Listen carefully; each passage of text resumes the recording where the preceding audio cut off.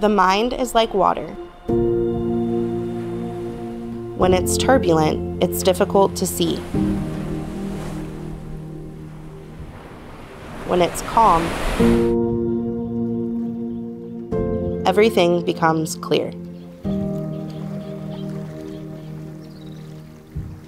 Kids have big feelings, they have big emotions, and sometimes it becomes too much and it causes the students to lose focus of their learning. We want to make sure that students have everything that they need in order to control their emotions and understand them and know that they're okay. I've really noticed that anxiety and mental health issues are arising in younger and younger ages. Just having multiple avenues and platforms to allow children to express themselves so that we can kind of get to the bottom of issues and help provide them tools and skills was a need.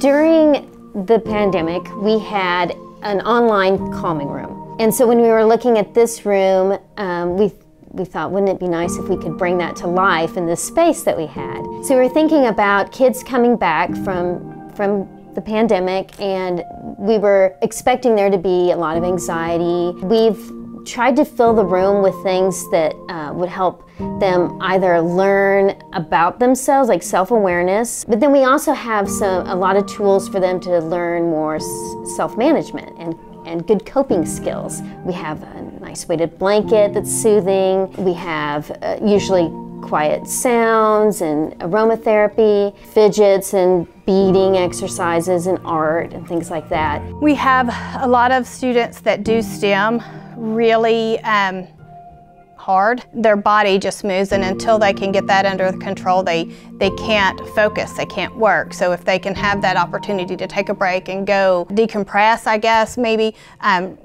get their bodies ready to work, then they can come back to the classroom and they're more focused and more centered and ready to work.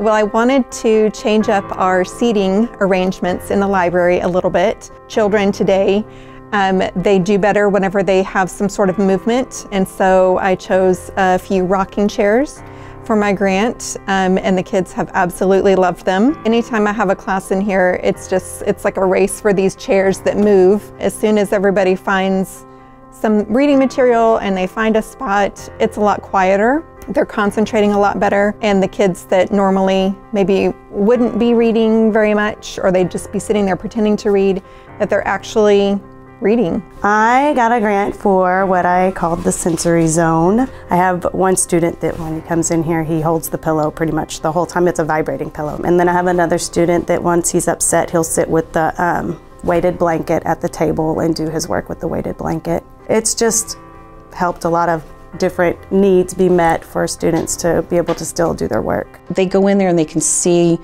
it's calm. Then we have some sensory items that they can use with their hands, because they like to use their hands. They like to solve puzzles. That's a way to kind of distract them at the moment from some of what they're feeling, the anger that they're having, if they're overwhelmed or overstimulated. So then it's like they're focused on that one item. Our job is to sit and visit with students and help them through struggles. I think having the time and the ability to just sit down and listen to them is so important, because in this busy world, I think that people aren't always listened to enough. I think this room and the whole setup really lends itself to kids feeling cared about and heard. I have a class that absolutely loves it. It really gets kids to work when they know that they're going to get to play on the trampoline or the sit and spin or with a ball and a beanbag.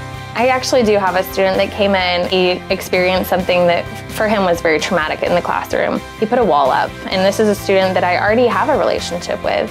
So I gave him some space, and then I kind of just let him know, hey, I just got a few new tools that you might be interested in trying. He definitely gravitated to one of the sand trays. He began to kind of play with the sand tray, and we just kind of started talking just about normal things, have just daily conversation, didn't even address what happened in the classroom. And then eventually he brought it up on his own. He was able to kind of talk about like his feelings and what happened without me even having to pry or probe or ask.